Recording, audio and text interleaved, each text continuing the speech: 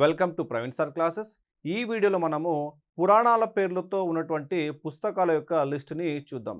So first one వచ్చేసి మార్కండేయ పురాణం, దీనిని మారన రచించాడు. నెక్స్ట్ ఆది పురాణం, దీనిని పంపా కవి రచించాడు. నెక్స్ట్ బసవ పురాణం, దీనిని పాల్కురికి సోమనాథుడు రచించాడు. నెక్స్ట్ వరాహ పురాణం, దీనిని నంది మల్లయ్య అండ్ గంట సింగన్నలు రచించారు. నెక్స్ట్ అజిత పురాణం, దీనిని రన్నడు రచించాడు. నెక్స్ట్ భీమేశ్వర పురాణం, దీనిని శ్రీనాథుడు రచించాడు. నెక్స్ట్ జీనేంద్ర పురాణం, దీనిని పద్మా కవి రచించాడు. నెక్స్ట్ నృసింహ పురాణం, దీనిని ఎర్రన రచించాడు. అండ్ లాస్ట్ వన్ వచ్చేసి శాంతి పురాణం, దీనిని పొన్నడు రచించాడు. ఇవి మనకి ఈ పురాణాల పేర్లతో ఉన్నటువంటి పుస్తకాలు.